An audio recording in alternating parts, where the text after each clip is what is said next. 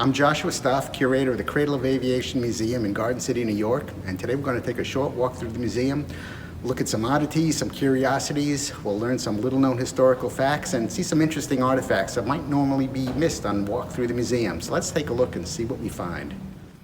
If you look at any book on aviation history, you'll read that the Wright brothers made the first powered flights in the United States over the sands of Kitty Hawk, North Carolina in December 1903. However, the first powered flight in the United States actually took place on Long Island over Brooklyn in the fall of 1902. However, these first flights were not made in heavier-than-air aircraft. They were made in lighter-than-air airships. Airships were basically large bags of gas, and they had a control system underneath with a pilot and a motor on a wooden framework, and he had minimal control over it, but it was manned flight. And the first aircraft to fly on Long Island was actually a Santos Dumont airship, the same airship he'd used to win a prize in France in 1902, in the fall of 1901 actually, for the first flight around the Eiffel Tower from some miles away. The airship was damaged after this flight and was sold to a man named Edward Boyce, who took it to Coney Island and set it up, built a hangar there, and in October 1902, he flew for 45 minutes over the shores of Brooklyn, and that was the first powered flight in the United States, and we actually have an original artifact from that flight. When the airship was in his hangar, he sold tickets so people could come and see an actual flying machine, something a human being actually flew in. And here's a ticket somebody bought to look at the Santos Dumont airship in Brighton Beach next to Coney Island in the fall of 1902. So the first powered flights in the United States over Brooklyn. The first heavier-than-air manned flights in the United States also took place on Long Island. However, these heavier-than-air flights were made in an aircraft, not as opposed to a balloon or an airship.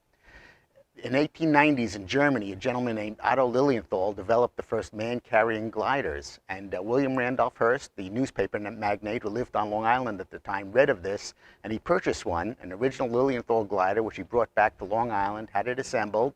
He lived in Sands Point, had a big castle on the bluffs overlooking the North Shore there. So he brought it back, assembled it, and who did he get to fly it? I mean, these gliders were controlled by shifting your weight, so it was very dangerous to fly, and nobody really knew how to do it. So they got a local famous bicycle racer named Harry Bodine, and he made several flights off the bluffs at Sands Point, and he survived short gliding flights. But Hearst used these flights to generate publicity, to sell newspapers, and it indeed was on the front page of the New York Journal in 1896 that a gentleman had flown in an aircraft. And that aircraft survives to this day at the Smithsonian. If you go to the early flight gallery, it has the original Lilienthal glider, and it says that it was flown on Long Island. And these were the first successful aircraft, heavier-than-air flights in the United States. They were unpowered, but it was successful flights by man. And we have a full-scale exact replica at the Cradle here, and you can come have a look and imagine somebody jumping off a cliff and trying to steer one of these down, but that's how we learned how to fly. This is an original 1909 Blériot 11 built in France, and it's one of the prides of our collection because it's certainly one of the oldest aircraft in the United States. It was the first aircraft ever imported into the country in summer of 1909, and they were used here on Long Island at the Moisant Flying School, and they were actually the first aircraft produced here too. Next to the plane, we have Harriet Quimby, who was the first licensed American woman pilot who learned to fly at the Moisant School on Long Island. And at the time of this 1909, 10, 11 period, there really wasn't any specific flying clothes for pilots. Most of them used motoring clothes that they would have used in open cars at the time. So Harriet developed her own flying suit, which was kind of unique. Let me point out a couple things about it. She always wore a scarf, and the scarf really wasn't for a visual effect. The engines at the time threw back so much oil that they were always taking their scarf to wipe off the oil off their goggles. So the scarf actually served the purpose, so you could see where you're going by continually wiping the oil off. She also wore an Aztec god whenever she flew. It's a little stone creature made in Mexico, and it was a good luck charm which she always wore, and based on photograph we found a replica as close as we could. But she also wore this purple flying suit she designed and made herself, and it was really quite fancy for its day, not just by the purple color. It was made of silk, which was neat, but also it was a convertible flying suit. When you're flying the airplane, you can't wear a dress. The control stick is between your legs, so you need to be basically wearing pants so you can move the stick freely. So she designed this flying suit, so when she's flying, they're pants. But when she's on the ground and she wanted to be more ladylike, the inside of the pants legs actually have buttons on them, and both sides unbutton, and she could button them together to form a skirt out of the lower part of her flying suit, which is what she did when she was walking around on the ground on the airfield. Then when she was getting in the airplane, she took them apart and buttoned it up as pants so she could properly fly the airplane. And that's, as far as we know, the only unique flying suit like that ever designed and made, and Harriet Quimby here on Long Island used it. This is our full-scale flyable replica of a 1911 Wright Brothers Model EX called the Vin Fizz. The Vin Fizz, sponsored by a grape soda company, was the first airplane to fly coast to coast in 1911. It took about a month because there was a number of incidents along the way, but it was the first airplane to make it. And among the other innovations of the Wright brothers, they came up with an instrument which would help the pilot fly the airplane. On the very front of the plane is a piece of string. And this is actually supposed to be here. Now, normally when a pilot's flying straight and level, this would be sticking out straight, but it was very useful on landing. When he's landing, he sees the string off to one side. That's telling him the wind is coming from his left side. So you might want to pivot the plane to be a little more into the wind, and he knows he's being blown toward the right. So it's a very effective instrument for telling you while you're landing which way the apparent wind is coming from, and you need to compensate for that wind. Now I want you to remember this piece of string because we're going to come back to it later. This is an interesting artifact that's on exhibit in our World War I gallery. The first bomb sights were developed for airplanes during World War I. The airplanes at the time had open cockpits, and the bomb sight would be attached to the outside of the fuselage, and the bombardier would lean over the side of the plane and look through this bomb sight. So this is an example of a World War I bomb sight. It was almost like mechanical, like a slide rule. You would program in the aircraft's altitude and speed and what you thought the wind direction was, and then you would get a rough idea when you needed to release the bomb in order to hit the target. Now, the Air Service developed these first bomb sights. They were tested right here on Long Island at Hazelhurst Field. They did their first Army Air Service bombing tests. Now, the Air Service developed things, but they didn't build anything. So who do you get to build the bomb sight? Well, if you look very closely on the side of that bomb sight, you'll see engraved Edison Phonograph Works. And Thomas Edison made the bomb sights for the U.S. Army Air Service during World War I. Very rare now. We have one on exhibit in the museum. And if you look at photographs of bombardiers in World War I bombers, you'll see one of these attached to the side of the fuselage with the bombardier leaning out of the cockpit, looking down, trying to see when to release the bombs. Developed right here on Long Island, the Thomas Edison bomb sight. On exhibit at the end of our World War I gallery is an original Sperry aeroplane stabilizer. And this is actually the first artificial pilot. It was developed by Lawrence Sperry on Long Island, and it was a way to mechanically control the airplane without any input from the pilot. He actually won an award in France for demonstrating the first automatic airplane, where he was able to demonstrate that he was in the cockpit, but he had his hands up and he had the plane flying, so they saw he wasn't controlling it, and it flew straight and level, and it was a great improvement to the safety of the airplane. Up in that part with the propeller up on top is actually a wind-driven generator, which would send electrical signals down to these two gyroscopic mechanisms down here, which would be located in the front of the plane, and they would mechanically control the control surfaces on the airplane so it could fly straight and level on a predetermined course at night or in bad weather without any input from the pilot. Well, when Lawrence Sperry, a noted Long Island inventor, got back from France, he owned a Curtiss Model F flying boat, which he kept on Long Island, and he flew it over the Great South Bay. And he was also known as a ladies' man. He was young and handsome and wealthy. And one day he was flying in his Curtiss flying boat over the Great South Bay with a well-known New York woman, a socialite. And they engaged the automatic pilot. And then they were amorous. And something happened during this incident. One of them must have kicked something and disengaged the autopilot because it went into a flat spin and it crashed in the Great South Bay. The water was very shallow there, so fishermen immediately came over and rescued them. But it was reported in New York newspapers yesterday that these two rescued people were locked in a state of embrace with no clothes on. And that was the first practical application of the autopilot.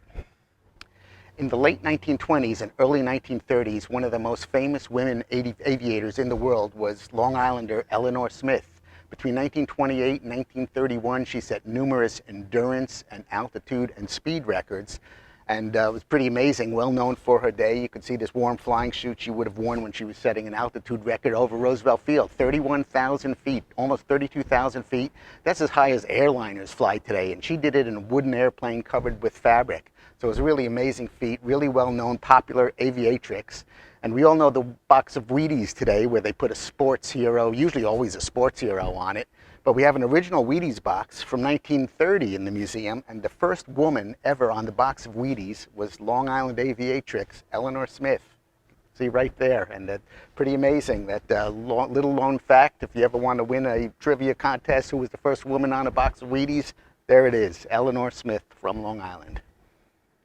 If you think flying in an airliner is a bad experience today, can you imagine getting in an airliner and sitting in one of those?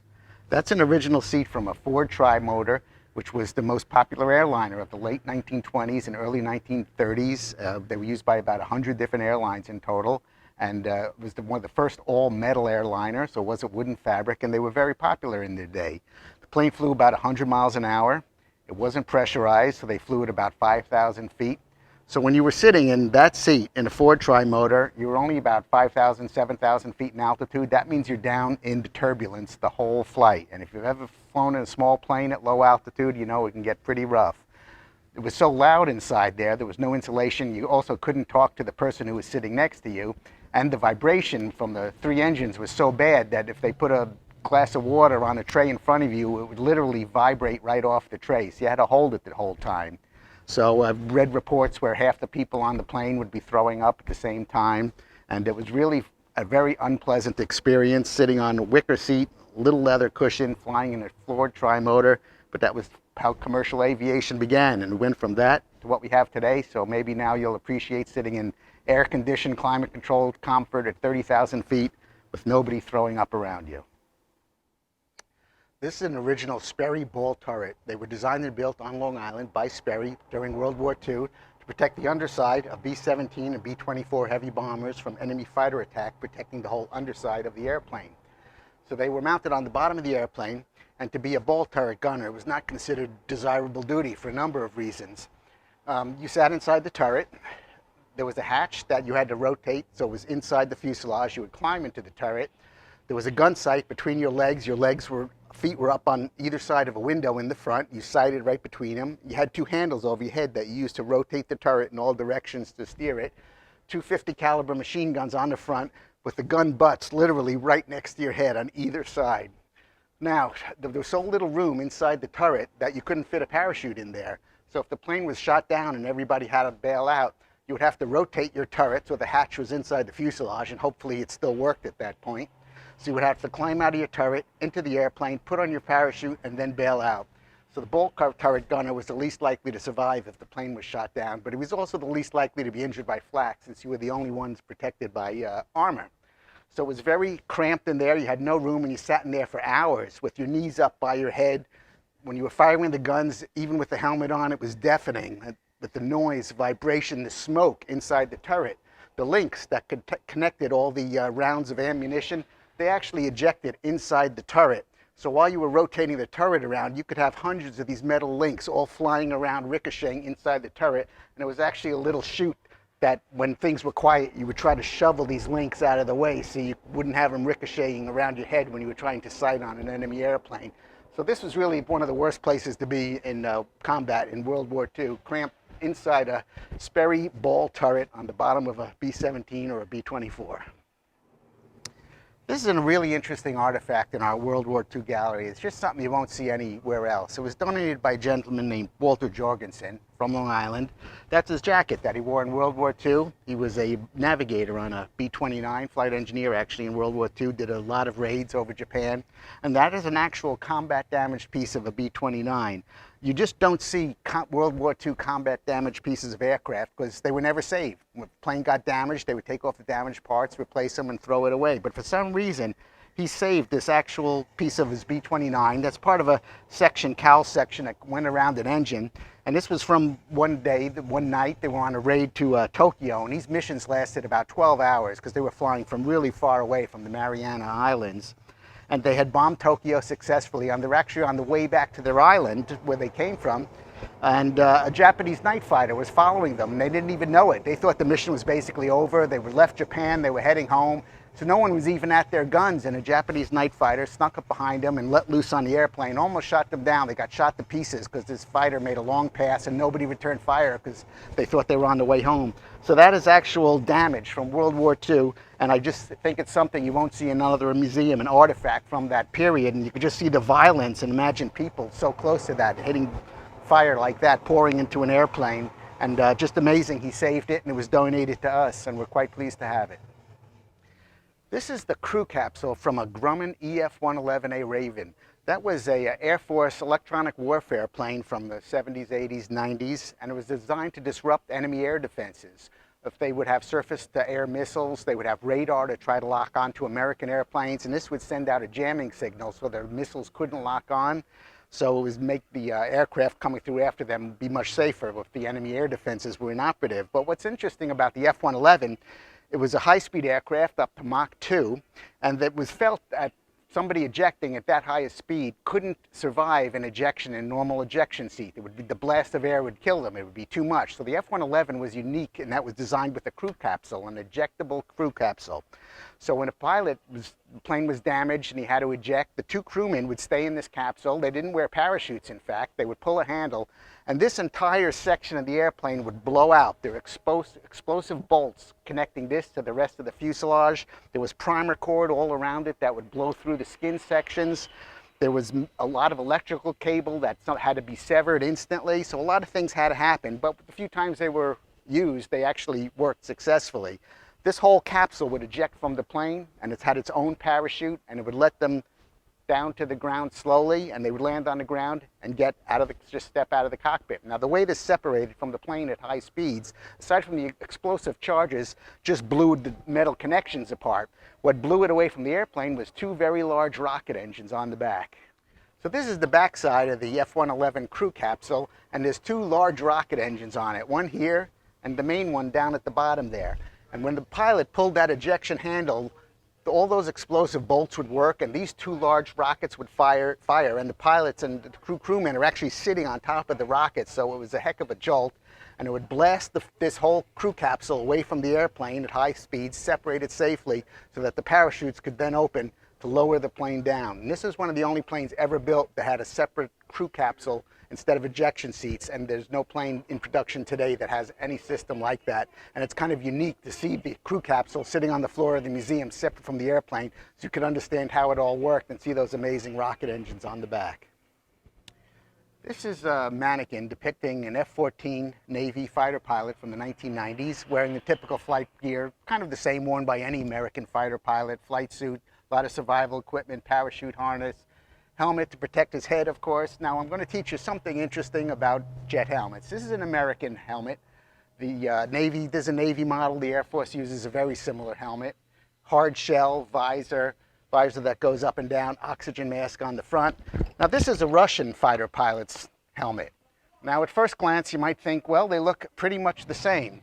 But if we rotate it down, you'll see that there's one noticeable difference. The American helmets are all smooth on the front. The Russian fighter pilots, they actually have holes in their helmets, and they are holes. You could put your finger in them.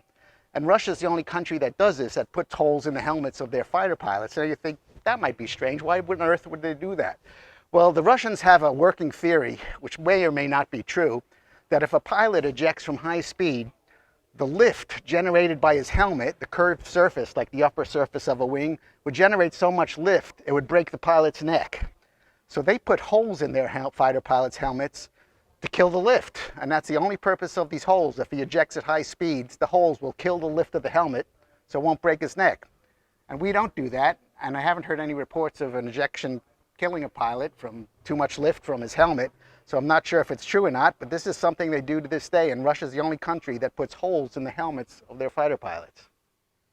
You might have heard that when an airliner crashes, the investigators, first thing they do is try to find the black box. Well, there's a black box right there. But if you'll notice, it's not actually black. It's a bright orange, so you could find it in the wreckage easily. And that's something that all airliners are required to have today. It's called a flight data recorder. And for a couple of decades, they were made on Long Island. That's a locally built one by Fairchild. They used them in the 70s, 80s, 90s, built locally. Somebody else builds them now. But what that is, it's a recording device. It records about 100 different parameters of the airplane: speed, altitude, position of control surfaces. And it's in this heavy-duty titanium box, and that box is designed to withstand 3,000 Gs, an impact of 3,000 Gs, which is unbelievable. It's designed to survive that. 1,800 degrees of temperature. It could be underwater for a month and send out a locator beacon. So it's really an amazing device, and anytime there is an airliner crash, they pretty much always find an intact black box and analyze it so they can get whatever they need to determine the cause of the crash and hopefully rectify it so it doesn't happen again. So there's an actual black box. Next time you hear them looking for one, that's what it looks like. Bright orange box, says do not open, because they wanted to go back to the NTSB to analyze it, and they were built locally on Long Island here for many years. Here's something that's kind of interesting. That's an ejection seat pack. They're built on Long Island here by a company called East West Industries, still make them. And what that is that's basically what a pilot sits on in a jet plane. It's on his ejection seat, and he sits on top of that.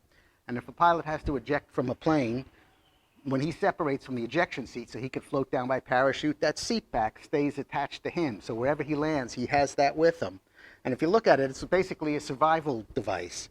He's got oxygen in the top part, so if he's floating down from 30,000 feet, he has oxygen to breathe on the way down. On the inside, on the bottom, there's food and water to keep him alive for a couple of days, hopefully before he gets rescued. There's dye marker. If he's in the ocean, to mark where he is, spreads a color out so they can see it from a distance. There's shark repellent. There's a little radio, a survival radio, so he immediately gets, there's only one channel, he gets on that, and he talks to planes that come in to rescue him. There's a little navigation, compass type thing, maybe a map. So that's basically a survival unit that stays attached to the pilot in case he has to eject from an airplane, and those are built right here on Long Island. This is an interesting thing right down here. This is an umbilical connector from a lunar module, that big fat mass of wiring. And what that did, it was connected the ascent stage, the top part, with the descent stage, the lower part that landed on the moon. So all through all that wiring, it was sending readings from fuel tanks. If the crew made an input through their controls, it would send the signal through that big cable. And the reason that's so interesting is when the astronauts went to blast off from the moon, the two halves of the lunar module were connected by explosive bolts and by that big fat wad of cable. So when they pressed that button to light the engine off on the ascent stage, a lot of things had to happen at once. The 4 explosive bolts holding the 2 stages together, they all had to blow. And that big mass of cabling there was something called the guillotine. And it was literally a big fat metal blade and a plate. And when they hit that button to start the ascent engine, that blade came down under a lot of force and it cut through that big wad of cable. And if that wad of cable didn't get cut through by that blade, they weren't leaving the moon. So that was really one of the things that the engineers worried about most on the lunar module is, would the guillotine cut the umbilical connector so the 2 stages would separate and the astronauts could leave the moon? And obviously, as we all know, it worked perfectly every time, but that was really a critical link that that wad had to get cut through or they weren't going anywhere. One of the most common questions we get, especially from kids, is how do you go to the bathroom in space? Well, the space station, the space shuttle had kind of a normal looking toilet. We worked on a suction.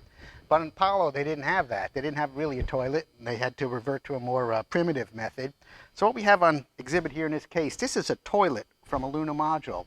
And that's really a unique thing. As far as I know, this is the only surviving lunar module toilet. But normally when you're in space, like on Apollo or any other mission where there's no gravity, you can't use a normal toilet because things just don't go down. They float.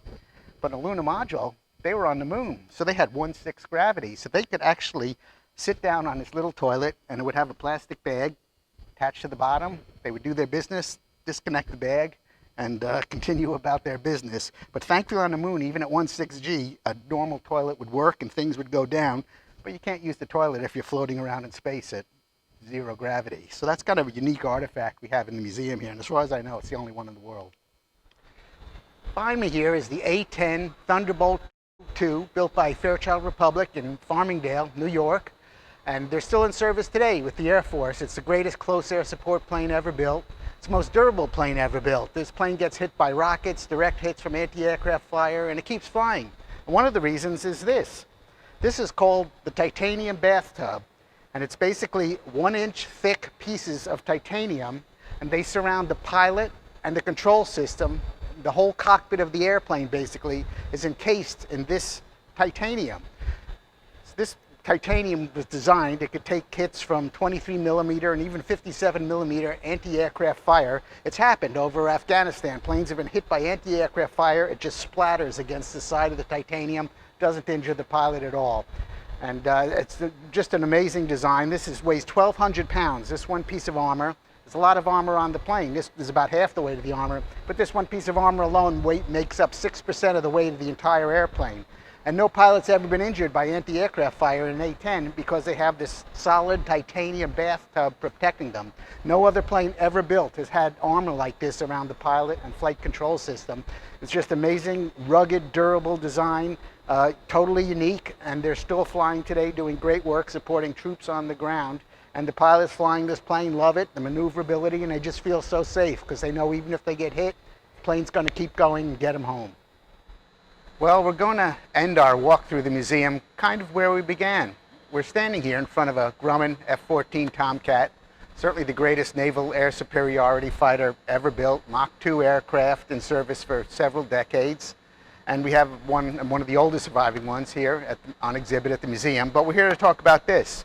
And this is the nose section of another F-14 that was scrapped down in Norfolk many years ago, and we grabbed the nose so people could look inside the cockpit, and it's kind of a unique view of the plane you don't normally see. But if we look closely at the nose section, right in front of the windscreen in the pilot's line of vision, we see this. It's a yaw string, just like the Wright brothers used in 1909. And when a pilot is landing on an aircraft carrier, he could look at this string. It's right in his line of vision, and if it's off to one side, he could see the wind is from that direction, so he has to make little corrections as he's coming into the carrier landing to account for the wind angle and wind speed. So this little piece of string is actually the only aircraft instrument that has survived from the Wright brothers to the present day. Isn't that something? So thanks for taking our little walk through the museum, showing some oddities and little known highlights. And the museum is full of great stuff. Everywhere you look, you're going to see interesting things that you didn't know or that haven't seen before. And we're full of aircraft, spacecraft. We're constantly looking to improve our exhibits and add things in and make it a more interesting and a more fun experience. So we're changing all the time. So come on down to the museum, see what we have to offer, and I think you'll be surprised.